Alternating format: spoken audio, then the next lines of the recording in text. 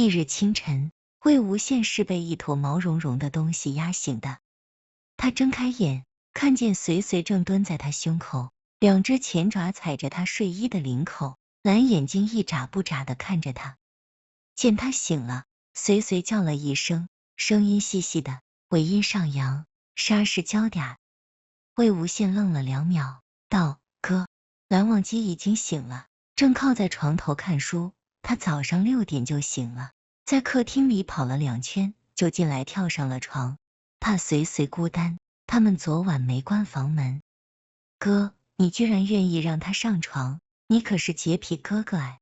蓝忘机无奈说道：你喜欢，而且猫咪有自洁功能。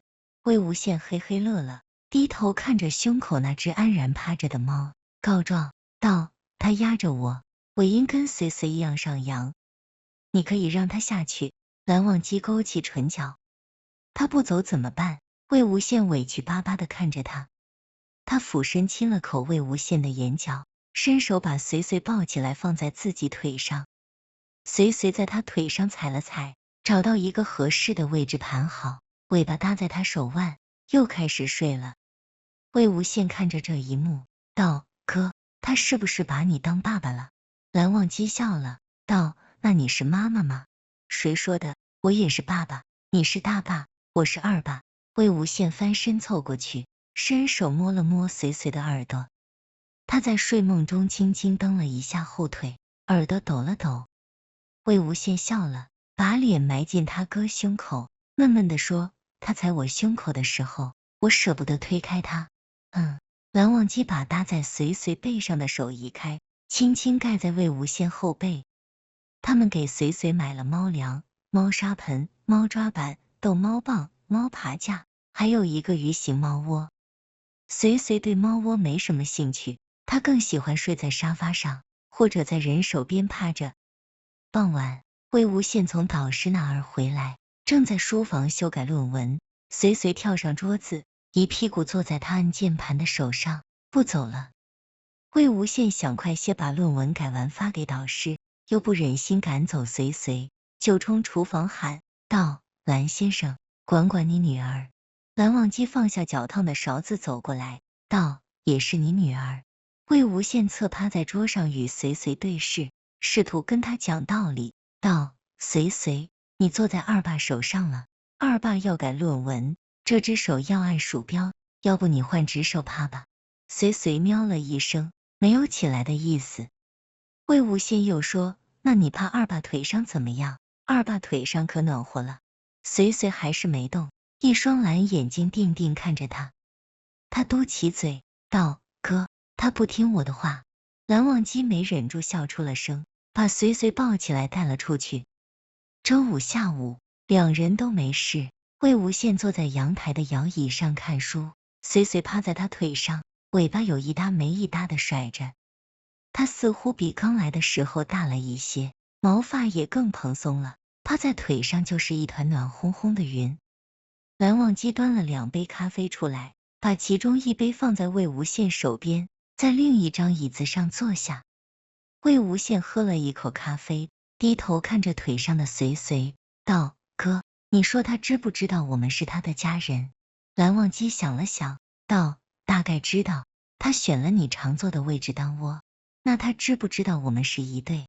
蓝忘机看了眼随随，道：大概也知道，他经常睡在我们被子上。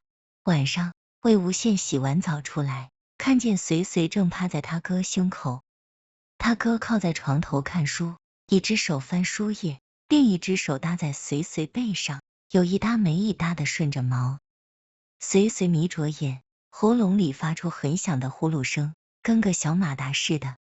魏无羡站在浴室门口，擦头发的手顿住。这画面好像有哪里不对劲，他感觉有什么东西在胃里轻轻翻了个盖，仿佛喝了一口没加糖的柠檬水。那胸口，那位置，那件睡衣，那只有一下没一下顺着毛的手，原先是我一个人的。他走过去，在床沿坐下，侧着头看随随。随随睁开一只眼看了看他，又合上了，尾巴尖在他手背上甩了甩，算是打了招呼，然后继续趴着。魏无羡盯着那尾巴尖看了会儿，他刚才用尾巴尖甩我，是不是在说别吵？他转头看向他哥，他哥仍在看书，没有抬头。哥，蓝忘机翻了一页，道：你不觉得他趴的位置有点眼熟？蓝忘机动作一顿，终于抬眼看他，他的表情不知如何形容，像在认真思考一个问题，又像在想如何开口，才能让他听起来不那么奇怪。蓝忘机看了看胸口的随随，又看了看他，道：他在打呼噜。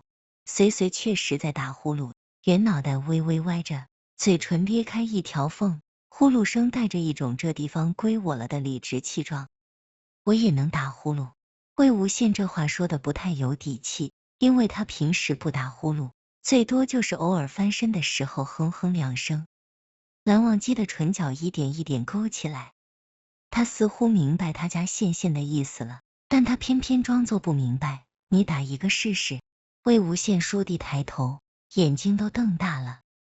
这是我家忘机哥哥能说出的话，他不是应该说让随随把位置还给你吗？随随忽然翻了个身，尾巴从蓝忘机腰侧甩到魏无羡手边，尾巴尖扫过他的手指。魏无羡低头看看那条毛茸茸的尾巴，又看看随随的脸，他还在睡，呼噜声没有停。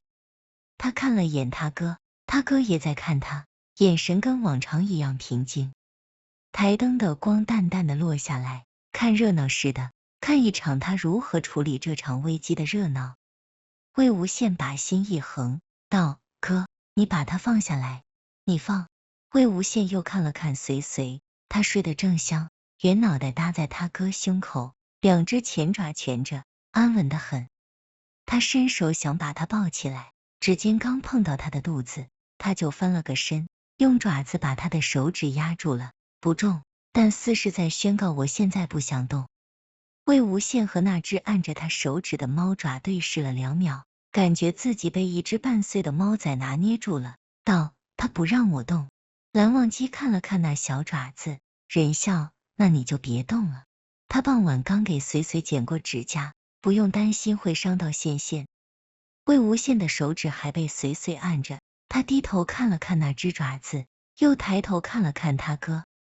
他哥已经重新拿起书，手又搭在随随背上，一下一下地顺着毛，动作不紧不慢，与之前一样。魏无羡不干了，抓过他哥撸猫的手，道：哥，你喜欢猫还是喜欢我？蓝忘机淡声说：当然是你。魏无羡又问道：那你怎么不摸我？蓝忘机这才放下书，抬眼看他，道：你趴在我胸口时，我也这样摸你。随随的呼噜声顿了一下，接着又了响起来，就好像在梦里听到了什么不该听的话，打了个小嗝。魏无羡嘟嘴道：他占我位置，他不知道这是你的位置，现在知道了。蓝忘机终于憋不住弯起唇角，把随随抱起来放到床尾，拍拍胸口说：上来。随随翻了个身，找了个舒服的姿势盘好，尾巴盖住鼻尖继续睡，仿佛什么都没发生过。魏无羡满意的躺下，侧过身趴上他哥胸口。蓝忘机摸了摸他的头发，还有点湿，道：先去吹干。不。魏无羡把脸埋进他颈窝，声音闷闷的道：你先摸我。蓝忘机的手落在他背上，像刚才摸随随那样，一下一下顺着他的背，道：可以吗？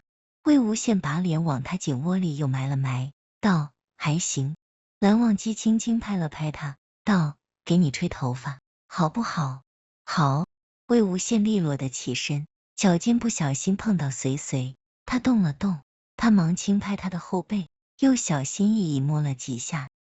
蓝忘机轻笑一声，揽着他去浴室吹头发。回到床上，魏无羡撸了撸猫，重新趴上他哥胸口。他哥的手重新动起来，顺着他的背，从肩胛到后腰，好似在撸一只刚洗完澡的猫。魏无羡闭着眼，感受那不紧不慢的动作，轻轻叫了一声：哥。明天他要是再霸占我的位置，我就把他放猫窝里去。你舍不得？他敢跟我抢你，看我舍不舍得。蓝忘机的手从他后腰划过，伸进薄薄的衣料。魏无羡蹭了蹭他的下颌，把嘴唇贴了上去。蓝忘机呼吸一顿，低头回应他。随随的呼噜声不知什么时候停了，两人都没注意到。蓝忘机的指尖沿着魏无羡脊柱慢慢往上游移。魏无羡缩了一下，道：痒。哪里痒？蓝忘机的声音里带着极力克制的笑意。哪里都痒。哥你别。话没说完，蓝忘机重重堵住了他的嘴。这个吻比刚才长一些，深一些。魏无羡觉得自己正从一只刚刚洗完澡的猫，慢慢变成一条刚蒸好的年糕，软塌塌的，没有骨头。直到他哥的吻滑到他耳后，他才轻轻嗯了一声，伸手揪住对方的领口。随随就是在这一刻站起来的。他从床尾站起来，先伸了个懒腰，前爪用力往前伸，屁股翘得老高，尾巴竖得如同一根天线，然后迈着步子慢慢踱过来，歪着脑袋，定定看着这团交叠在一起的身影。他的脖子歪到了一个几乎不正常的程度，估计好奇心也到了极致。这两人在做什么呢？魏无羡正跟他哥的嘴唇打着商量，余光里忽然瞥见床沿多了颗圆头圆脑的东西。他愣了一下，余光再一瞥，那颗圆头正微微歪着，蓝眼睛在暖黄色的床灯下亮得如果两颗玻璃珠子，正直直的看着他们。他的大脑被按了暂停键，耳根刷地红了，伸手就起舞，掌心贴住随随的脑袋和眼睛，把他整张脸蒙住。非礼勿视，他郑重叫道，少儿不宜。蓝忘机弯起唇角，哥，他在看我们。魏无羡压低声音。他看了好一会儿，蓝忘机的语气不急不慢。那你怎么不告诉我？魏无羡嗔怪。蓝忘机看着他，道，你刚才没空。魏无羡想了想，好像是。随随甩了甩脑袋，挣脱他的手掌，安安静静在床沿趴下了。你们继续，我看着就好。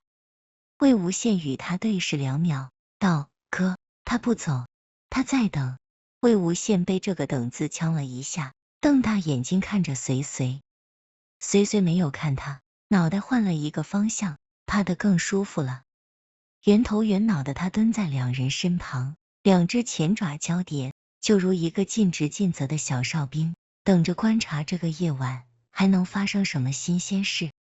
魏无羡摸了摸鼻尖，道，他不困，刚睡醒。那我们继续。蓝忘机咬了口他的耳垂，他的耳垂烧了起来，道，少儿不宜。他不懂。虽如此说着，蓝忘机还是起身把随随抱了出去。他的确不懂，但蓝忘机也不希望他继续待这儿。他家羡羡的美妙身体可不能给别人看，猫也不能。